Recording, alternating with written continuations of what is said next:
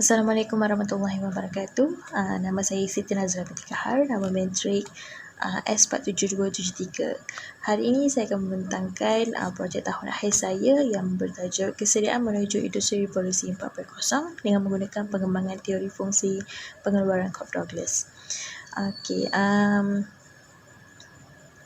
Industri Revolusi 4.0 ditafsirkan dengan penggabungan antara digital dan aliran kerja fizikal. Industri ini mengubah secara langsung rantaian bekalan, model perniagaan dan mengubah proses dalam sesuatu perniagaan. Ia juga ditakdirkan sebagai penyepaduan jentera dan peranti fizikal yang kompleks dengan sensor rangkaian dan perisian yang digunakan untuk meramal, mengawal dan merancang untuk perniagaan yang lebih baik dan membawa hasil kepada masyarakat. Kecekapan dan keberkesanan produktiviti menjadi matlamat utama bagi mencapai pengeluaran yang tinggi dalam industri revolusi 4.0 ini. Industri baharu ini bukan sahaja berkait dengan teknologi internet yang canggih, tetapi juga ia merupakan industri tambah nilai dan juga pengetahuan dalam pengurusan. Semakin banyak peranti mengakses internet, semakin ramai yang menggunakan perkhidmatan digital dan semakin meningkat nilai rantaian. Peningkatan ini mengubah data internet menjadi kepintaran digital yang semakin penting bagi daya saing syarikat. Teori fungsi Cobb-Douglas digunakan dalam kajian ini bagi melihat kesan output pengeluaran dan pertumbuhan negara. Seperti yang kita tahu, teori Cobb-Douglas menggunakan input capital dan buruh untuk melihat pengeluaran sesuatu output.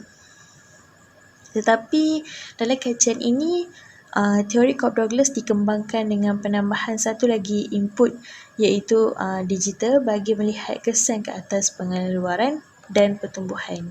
Objektif utama dalam kajian ini adalah untuk membincangkan sejauh mana hubungan antara fungsi buruh, kapital dan digital dengan pertumbuhan ekonomi di globalisasi 4.0 ini.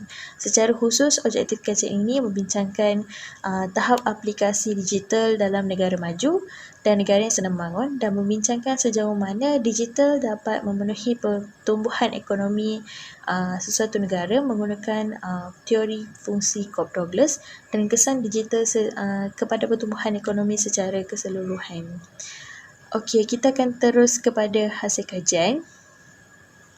Di mana sektor internet menjadi fokus strategik dan keutamaan dalam pembangunan di seluruh dunia. Berdasarkan graf di atas, menunjukkan peratusan individu yang menggunakan internet semakin meningkat dari tahun ke tahun. Ia mengambil kira secara global. Ekonomi global telah menembusi arus revolusi teknologi maklumat baru dan mempercepatkan pengembangan dan penggunaan internet bagi mempromosikan pembangunan ekonomi dan sosial.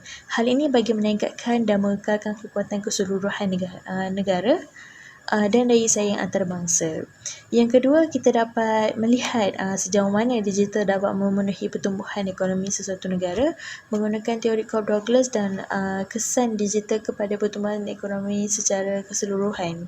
Di sini kita dapat melihat dari segi negara maju dan sedang membangun. Vietnam adalah salah satu negara yang sedang membangun yang telah mengambil cabaran dalam menghadapi ekonomi digital. Ekonomi di negara Vietnam telah berubah ke arah transformasi digital. Infrastruktur baru telah memberikan akses mudah kepada warga Vietnam ke rangkaian internet dan mendorong mereka melintasi jurang digital. Vietnam mempercayai bahawa industri digital membantu meningkatkan tenaga kerja produktiviti, meningkatkan sistem sambungan maklumat, menjimatkan kos pengurusan dan kos pengeluaran, membawa faedah besar kepada negara, perniagaan dan pengguna. Melaksanakan industri revolusi 4.0 meningkatkan kemasukan syarikat asing ke negara Vietnam, mewujudkan permintaan buruh hingga 1.3 juta kekosongan. Ia memacu semangat dan komitmen anak muda yang berpendidikan tinggi untuk memasuki industri teknologi tinggi. Bagi negara-negara maju pula, industri digital ini amat memberi manfaat terhadap negara tersebut. Antaranya memberikan nilai positif kepada KDNK negara Eropah yang sentiasa meningkatkan pelaburan industri digital mereka. Okey, dalam graf di atas menunjukkan kadar dalam negara kasar negara-negara maju dari tahun 1990 hingga 2018. Okey, Netherlands adalah antara negara Eropah yang mempunyai KDNK paling tinggi antara negara-negara Eropah yang lain. Graf di atas disokong oleh laporan Kemajuan Digital Eropah 2017, profil negara Belanda. Netherlands menduduki tempat ke-6 dalam dimensi mengenai integrasi teknologi digital oleh perniagaan dan sedang membuat kemajuan lebih jauh walaupun pada kadar yang agak perlahan daripada jumlah negara anggota Eropah yang lain. Yang penting ia berjaya dan berlaku peningkatan yang berterusan dari segi pendigitalan perniagaan dalam tempoh 2014 hingga 2017. Netherlands mengalami peningkatan yang ketara dalam penggunaan cloud solution antara 2015 dan 2017 dan juga penggunaan e-invoice. Akhirnya Netherlands terus menjadi negara Eropah pelopor dari segi intensiti keseluruhan penggunaan digital oleh perusahaan. Netherlands dikatakan berada pada kedudukan pertama di kalangan negara Eropah yang lain dari segi perusahaan yang menganalisis data dari mana-mana sumber. Seterusnya kita melihat kepada pelaburan dalam digital meningkatkan keupayaan pertumbuhan negara. Peningkatan dalam pelaburan dalam digital meningkatkan lagi pertumbuhan dalam ekonomi.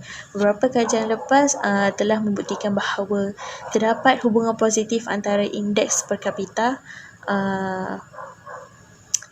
kadar pertumbuhan yang nyata dengan indeks penggunaan ICT. Secara kesimpulan, ekonomi digital berpotensi untuk mengubah secara radikal persekitaran sosial dan kegiatan ekonomi negara maju dan beberapa negara yang sedang membangun yang melaksanakannya.